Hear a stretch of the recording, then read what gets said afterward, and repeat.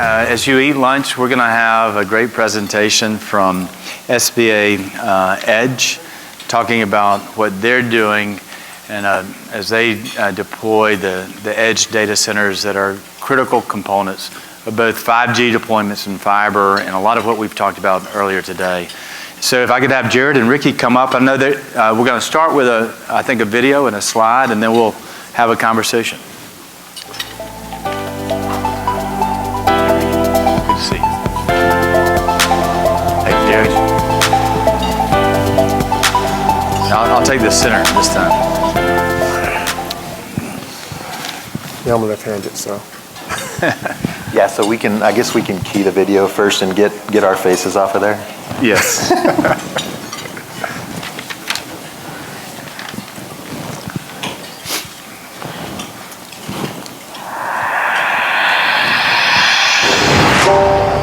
What does it take to build better wireless? To be smart, to be tough, to be adventurous, to have a focused passion beyond tomorrow, to empower wireless innovation, construct opportunities, and invest in a collective future. To share, shape, and expand a virtually limitless wireless infrastructure. A network with global reach, comprised of far more than information, data, images, and video. A network of landowners, partners, technicians, climbers, buildings, towers, and people. All coming together to create solid, dependable connections. It takes a team with a focused passion and a shared vision to build, support, and enhance the wireless infrastructure of today and tomorrow. From strategically located towers to exceptional customer service, every part of SBA Communications has been built from the ground up by a dedicated, trusted, and experienced company, driven by a steadfast commitment to excellence, respect, and a strong work ethic. SBA is what it takes to build better wireless, to bring us all one step closer to a life untethered. One step closer to a truly wireless world. SBA, your signal starts here.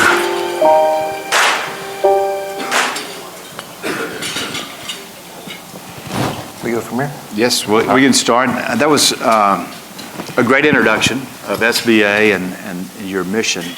Tell us a little bit more about SBA and your, not only your company, your presence, where you are, where you're deploying, but all the different suite of products. Sure. Yeah, so we wanted to share the video. SBA Edge is a division under SBA Communications.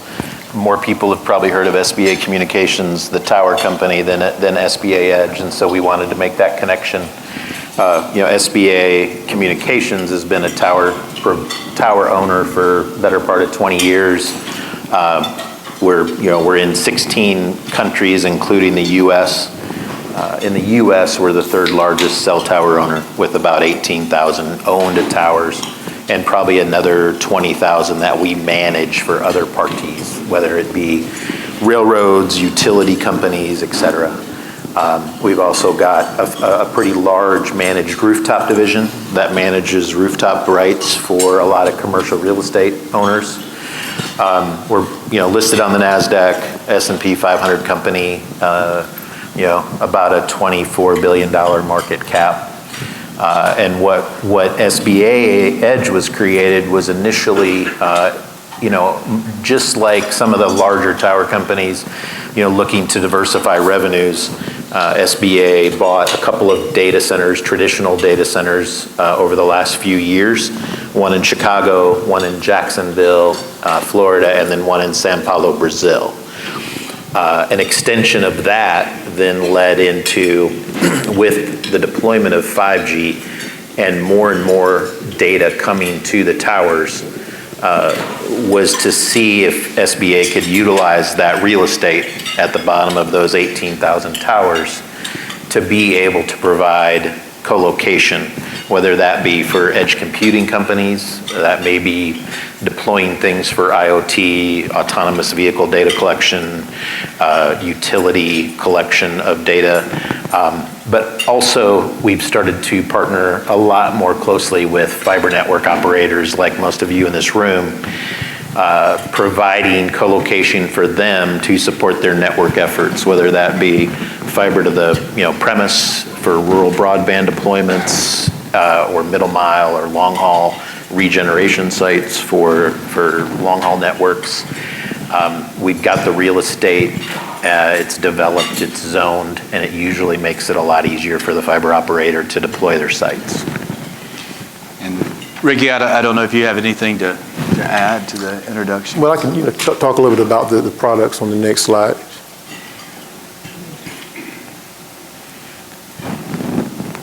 The next one. One more? One more. I think this is the one. Well, actually, I wanted to go over the 4 core products that we have. Oh, gotcha, right. Yeah, so the 4 core products, and I'm left-handed, so I work a little backwards, everybody. We're going to start with option 3 and 4.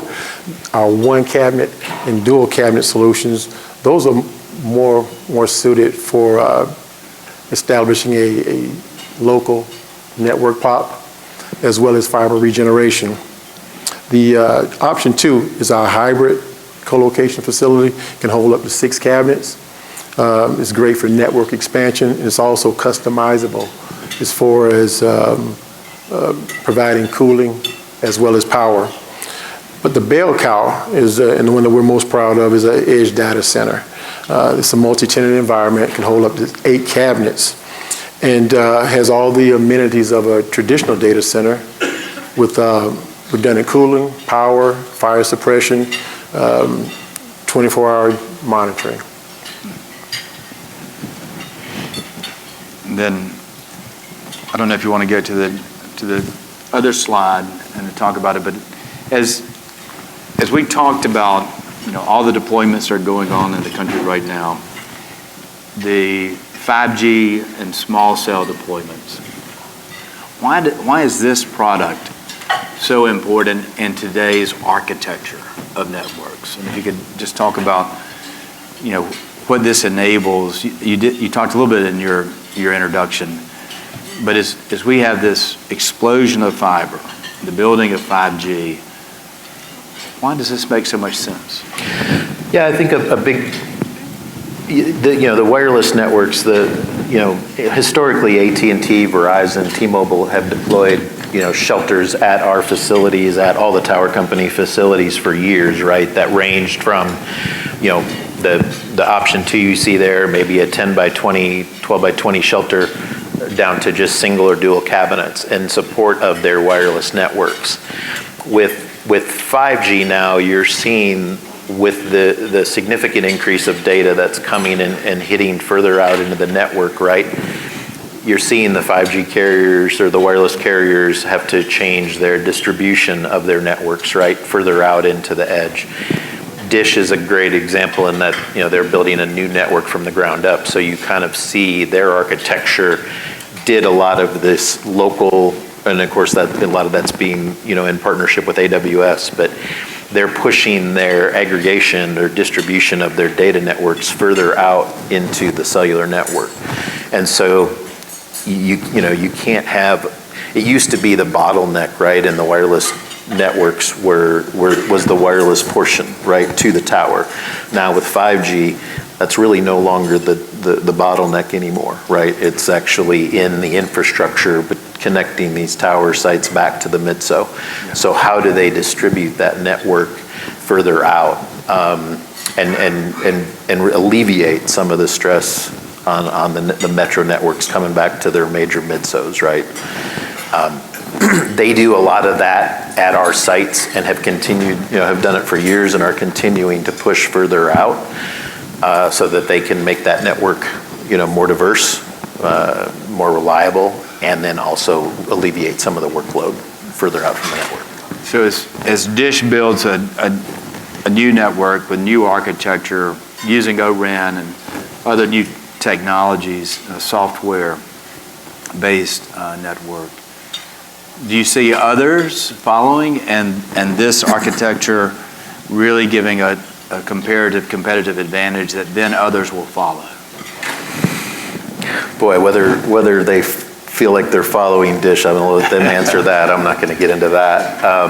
I do think, they are looking, whether it's CRAN splicing or whether it's, like I said, distributing content further out in the networks, they do want to find ways to make their networks more efficient and more reliable, right?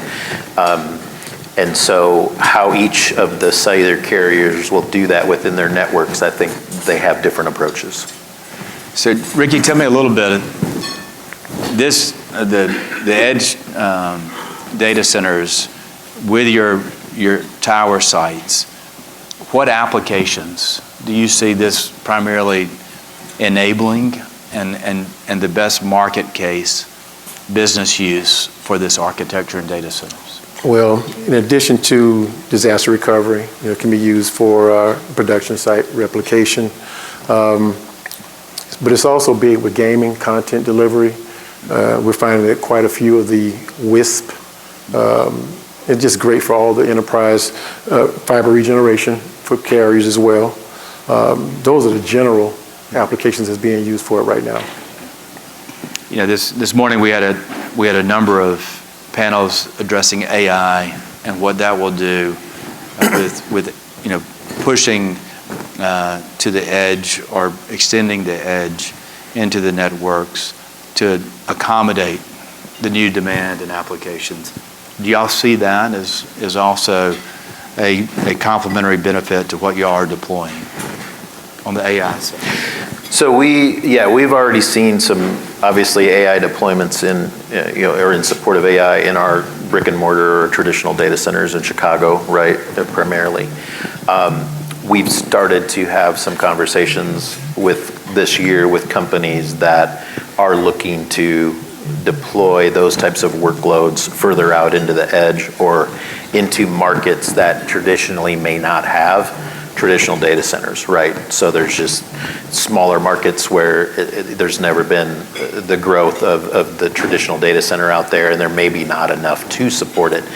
So this modular data center solution can, someone with those workloads can deploy quickly, inexpensively, and get those workloads further out in the edge.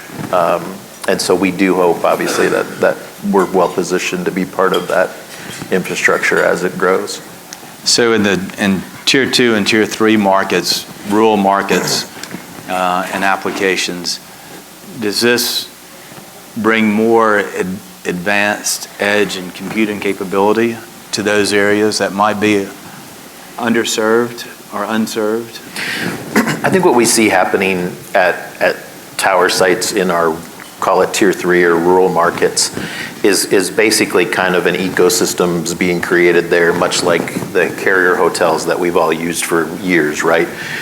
A lot of these markets, these smaller markets, do not have a carrier hotel or a data center, so there's nowhere that carriers can naturally interconnect and exchange traffic. So I think when you look at a tower site, you typically got one or more backhaul providers, right? And then we're starting to see, as we're seeing rural broadband happening or rural fiber to the home happening, those operators are going into these markets, and the tower site, we feel, is a natural place for them to establish their central office for that market, because the middle mile or the backhaul fiber is there. They can easily interconnect, establish a point of presence with them. And then we obviously see over time that being a natural place for the edge computing to come as well, because you've got the connectivity to the homes in that market, as well as the backhaul that gets back out of those markets. So you had mentioned autonomy, how this can help autonomous vehicles, I assume land and air. Applications like precision agriculture, would that also benefit from this? So yeah, that's definitely a deployment that we've had some people look at. Another one's mining. Yeah. Mining is been surprising to me. I've had a conversation on that, and it's pretty traditionally you don't think of mines as being very large data users, right? But it's pretty amazing from a safety aspect there, the amount of data that's coming out of these large mining operations. So that's another kind of IoT type application that we're seeing besides agriculture is another one, and then probably oil and gas after that. Advanced manufacturing. So, for example, in Mississippi, you have Nissan, who is doing a lot of robotics in automotive manufacturing. Amazon has a distribution center, state-of-the-art, one of the more advanced robotic distribution centers. So, and a state like Mississippi doesn't have the hyperscale data centers. But this seems to be like a perfect solution for those types of markets, to have a whole suite of products or applications that you enable. Would that be an accurate way to describe it? We definitely hope, yes. When you look at option one, I mean, that's basically a 12 by 28 modular data center, right? So you can, in that particular picture, you're seeing two that are connected to each other, right? They're basically the size to fit on a flatbed trailer, right? And so those we can modular, expand those 12 by 28 at a time to support, reasonably a 500 kW type deployment, and maybe even larger, right? As high density, liquid cooling, things like that become more prevalent. So we do feel like we have some sites that are positioned for that. Obviously, that starts to take up a fair bit of land. Our tower sites range anywhere from 100 square feet to sometimes several acres. So the larger sites would be able to support those kind of deployments. The economics of these. What is the business model? If you don't mind, the pricing. So the return on an investment for a network, either fiber or wireless. How would you make the case on the business side and a return of investment for this architecture? So it's much different for edge compute, obviously, versus the fiber operator. For the fiber network operator, we had a conversation this morning with a company that's building about a 500-mile route.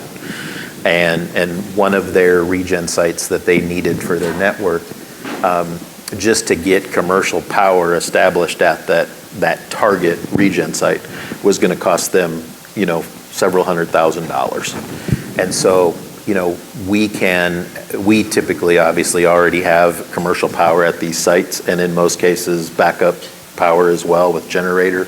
We're also starting to do some alternative forms of backup energy there as well. So I think it's a significant capital reduction for them because of the sites already being developed. And they're typically already zoned as well, so they don't have the zoning permits. We do have to go through a build permit process usually, and sometimes a permit for the generator placement if there's a new one. But what we try to do for the fiber operators is SBA deploys that, develops the site if needed with power or augmenting the power. We cover all the capital, and we just present a nominal OpEx fee per cabinet or per rack to the fiber operator. So they can then focus their capital right on building more fiber passings, building fiber to more homes. It's a small part of the network, obviously, overall, but it allows them to alleviate some of their capital expenditure into a small OpEx. And then we maintain that site for them as well over the 10 or 20-year term that they're a tenant. And if y'all were to kind of outline the performance standards certification, what is, for y'all to be able to meet that, what are the requirements on y'all's end to meet performance and certification standards? That varies a great deal by client, right? We've had some of the edge data centers where we've had either, SOC 2, PCI, HIPAA, different compliance requirements from that client. On the cooling side, they may have more stringent needs for redundancy and cooling, right? Whereas some of the deployments we've done in support of fiber network builds, the typical telco or fiber shelter may not have those same HIPAA compliance or SOC compliance needs, but they still want a secure, right, structure. So all of our sites are, fenced, compounded.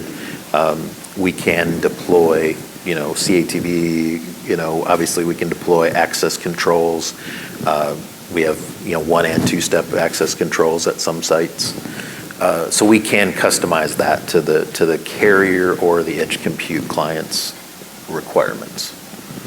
So we have about 260 companies represented in our show this week. A lot of the companies that are building both the fixed wireless, the mobile wireless, and the fiber. If they wanted to partner with y'all in their deployments, what do they need to do, and what are the options and opportunities for those types of partnerships? Well, for the edge data center, for example, it's a lease option, so it's not like you have to purchase the entire thing. But you want to jump in on that? Sure. Yeah. So I would say with the fiber carriers in particular, the fiber network operators, the way our process typically works is we're engaging them with a couple of goals. One is, much like a commercial, office building, right? If we can have a fiber provider at a tower, that makes that tower more attractive. If we can have multiple fiber providers at that tower, it makes it more attractive. Helps us with our retention of our tower clients. So one of the initiatives for us is we want to see more fiber providers coming to our tower sites, and obviously they need revenue to do that. We're not trying to be in the middle of that transaction, but we do want to help facilitate, right, the knowledge of where our towers are in proximity to their networks, so they can see what they can serve, and then obviously they're in turn reaching out to their, cellular clients. Now, for non-traditional clients, non-cellular clients that might be at our towers, we are sometimes making introductions, whether it's government, utility, edge compute, and they have bandwidth needs. We'll then share with them, here's the partners we have at these towers that you're looking at, so they can reach out and procure the bandwidth they need. So that's one aspect that we typically are looking at initially.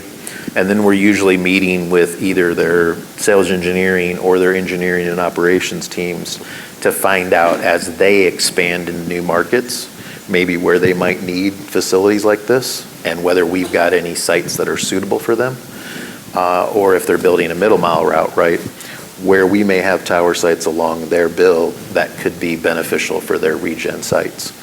And the idea being to free up their capital, but also to save the time and effort of their team having to go acquire those sites, acquire the land, develop the land, and we do it with a pretty simple, traditional MSA and order type scenario. So a lot of it is identifying where their needs might be, us providing our tower sites in that area, and seeing if any of those tower sites might be suitable for their deployments that they need. Any other applications that you think the audience would need to know that this enables or this makes more efficient in their deployment? To me, I think that covers it for the fiber operator, right? It's really whether they're going and deploying in a new rural market for fiber to the prem, and they need to establish that central office, right? It's got typically the fiber access they need, it's got the power they need, and then some security, right? And then us maintaining that site for them so they don't have to. I guess the one other application that I've seen come up a little bit with a couple of clients has been where they've either got regen sites of their own on existing routes that are running out of space and power, and so they need to augment that. And maybe they want something that's more scalable, which we offer, right? Rather than them developing a whole new regen site and putting a 12 by 20 down, shelter down. They can just get a rack or two from us as they need them. And then we also have seen some carriers that are starting to look to want to relocate out of legacy, local exchange carrier central offices, right? A lot of CLECs and fiber operators years ago obviously established, co-locations at a lot of these central offices, and some of those companies are now kind of looking for them to exit the central office. And so we may have tower sites nearby that could be an alternative to move that equipment to. And how would you describe, the tower edge options in contrast to the hyperscale, or in complement to the hyperscale? I would definitely say it's in complement, right? I mean, we're not going to compete with that kind of deployment, right? I think it is a complement to place these facilities where there's not enough demand out there to warrant maybe, Equinix or DRT or someone like, Flex Central or H5 going down the list, right? There's not enough demand maybe in those markets for them to deploy there, but for these smaller modular opportunities, it's a lot lower hurdle, right, to get your return. And I want to encourage, do we have any questions from the audience? Or any thoughts from the audience? As all of our companies are deploying every type of network. We're in all of the above associations. So we have satellite, low Earth orbit, through Amazon, through Kuiper. We have fixed wireless. We have Dish doing a new 5G. We have a lot of fiber companies that are deploying. This is kind of the boom of the broadband build era. We are densifying and enriching our fiber. We're doing the same thing with towers, and we're doing the same thing with small cells. It seems like this is a natural complement to that build and that architecture, especially in mid and smaller markets. And so I really commend SBA for bringing this product to market and the applications. I'm glad that you're partnering with one of our board companies, Dish. And so anything else you'd like to leave the audience with today as y'all go forward? Sure. This is our new product, the micro data center, micro cabinet. It's 10 to 20 RU, deploys in 30 to 45 days and very modestly priced. It installs on the H-frame of our secure cell site. So we're excited about the potential that it has. Yeah, that is, it's amazing. All things in life get smaller and more powerful. And yes.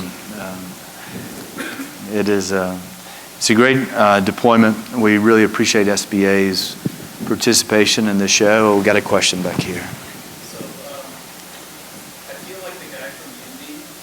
Yes. I assume that this can be deployed in any of your towers throughout the nation. Is that a good assumption? Almost all of them. Almost all of them. There are a pretty small percentage of exceptions, but probably over 14,000 of our 18,000 tower sites could deploy. Now the micro cabinet could probably go anywhere, but the shelters or the larger cabinets with the generator backup, we probably have identified about 14 of our 18,000 sites that have space available for that deployment. And then I feel like saying, well, don't come and talk to us if you don't show us a map, right? Isn't that what you said? And you weren't in the presentation earlier, were you? Okay, but it would be great to see where they are. I did talk to an SBA person, and I did ask for that, but I don't know where they are. We're in the Midwest. I don't know if you have any, but I like this.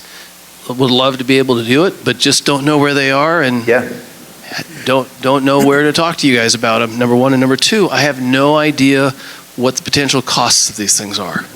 Is this $20,000 a month, or is it $20 a month? And for us, it's not 20, but it's a lot closer to 20 than 20,000. Yeah, but for guys like me, because we have options, we deploy our own, right? Yep. Go get our own real estate, go get our own stuff. So for us, it's a build versus buy analysis. Exactly. So because we've got tons of stuff like this out there, right? So always looking for an alternative. And, if it's similarly priced to what it would cost us to put it out there, but it is easier because we can let somebody else do it. You've already got the real estate because you've got the space, right? Real estate's the toughest thing, right? Yep. So it's easier.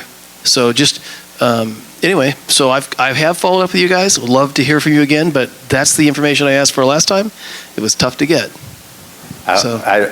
We won't make it tough now. I Okay. can't speak to what happened before. Michael Morey, Bluebird Network. So to answer your question as far as where, SBA is in every state in the U.S. Obviously, cell towers typically do follow population density, right? But we have anywhere from 50 towers in Alaska to 1,500 towers in Florida. So the density by state varies, but we are in every state in the U.S. Are there times where we have had client engagements where they maybe need a site and we don't have something? It's happened, but it's usually a pretty rare exception. So we do, what we do as far as sharing with someone where a fiber operator is, we'll typically, we are publicly traded, so our legal does like to get us a little, NDA together, but then we find out your footprint. We turn around a CSV file of all of our towers in your footprint, as well as a KMZ. I typically turn that around in a day or two, unless I'm at INCOMPAS with 30 meetings, then maybe it's 3 days. And then we sit down and hopefully get on a call and start evaluating some sites. Once we evaluate a site that's interesting to a carrier, I would say we're typically turning around a quote to them within 5 to 7 business days. So I think we've got it pretty efficient now.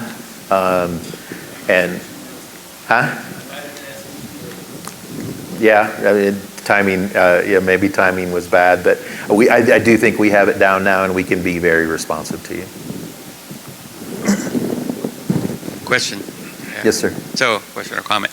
I would just say, I do believe, and that the two compelling events that are driving your product is, number one, you have very old fiber that can only meet a certain dB loss, and with the new RLS C+L-band technology, it's easier to drop another ILA in to be able to accommodate for that, versus basically remediating and spending millions of dollars to remediate the fiber.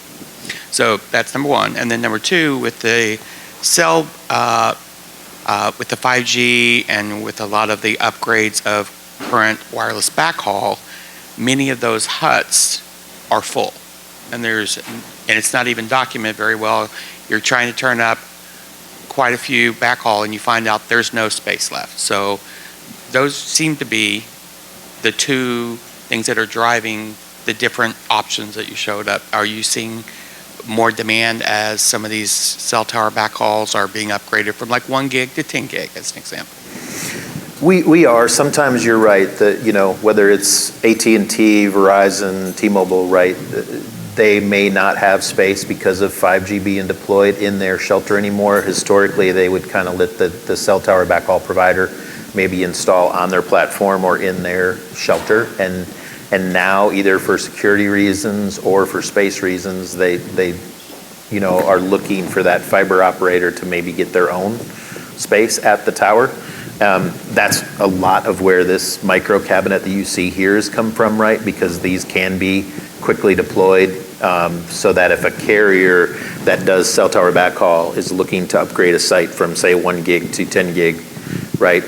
We can typically deploy this very quickly, house that new equipment and allow you to get your revenue from your operator, and obviously make them happy. I think on the back to the other question too, on the build versus buy, right? My background is 20 plus years building fiber networks too. And so I think a lot of it is, the time and effort of site acquisition, finding the land, developing the land, and the costs to develop that land.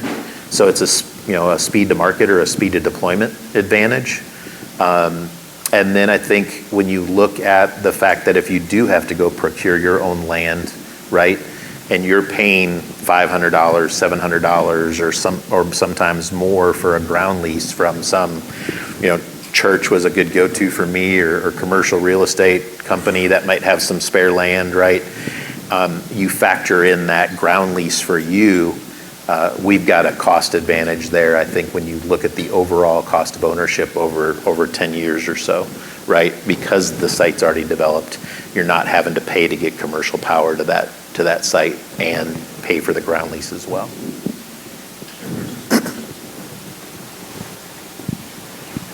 You've mentioned a lot of the upfront deployment, speed to market. What sort of back-end service does this get? Like that air conditioner unit fails, who maintains that? We do. So you're going to power air conditioning, you've got some sort of service level commitment to it?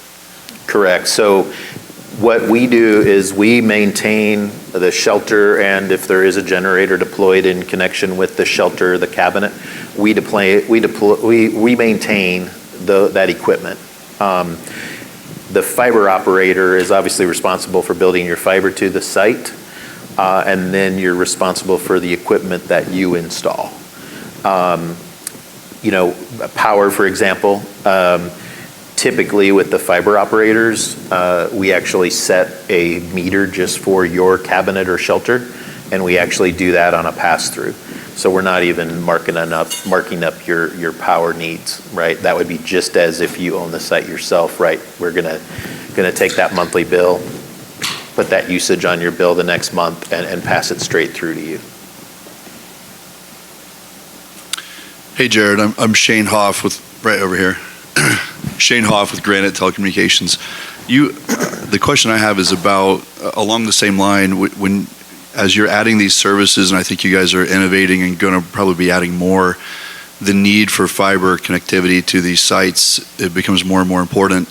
And I'm wondering if you could tell me what's the threshold for, I assume construction is obviously, it seems to me would be the biggest obstacle when delivering that. What's the threshold for a primary and also maybe even a secondary fiber connection to these sites? So we're typically not trying to buy or resell bandwidth at the towers. SBA's not. We have had some edge compute type applications, right? Or disaster recovery type deployments for the edge data center side, where those companies are not fiber operators, right? And so they do want us to just bundle the space, power, and the connectivity. And so in some cases, then we are reaching out to our fiber partners that are at those tower sites to get that connectivity that our client needs, and we will do that. For the fiber operators or for the cellular carriers, right, we're really more making introductions, right? We don't want to get in the middle of that transaction and cause the client to pay more than they would if they were just buying direct, right? So in that case, we're facilitating an introduction and a relationship. But as far as the threshold of cost, that's really going to typically be between either you and the cellular carrier, right, or you and the edge compute client. All right, one last question here in the back. This is just a quickie. Do you all work in the Caribbean currently? We're in Puerto Rico. Got it. I'm on the board for the Caribbean Telecom Association, Canto. Plus, I'm the CEO of Telecom Training Corporation. So if you all are interested in expanding into the Caribbean, let me know and I can hook you up to the right people. I'll let the people above my pay grade know that. I have one more question. So of your 18,000 tower sites, do you have any strategic relationships with towers that you don't own that you could bring these edge data tower centers, our products to? We have not had those kind of conversations to my knowledge, no. Yeah, just curious. Yeah. Well, any other questions? Well, I think this is a very needed, necessary, and exciting product that is meeting where the networks are going and the applications are going, and in markets that need it. So I really appreciate y'all presenting, being part of the show, and I wish you the very best. I hope you have great meetings and sign up good partners from our members. Thank you. Thank you. Appreciate it. Yeah.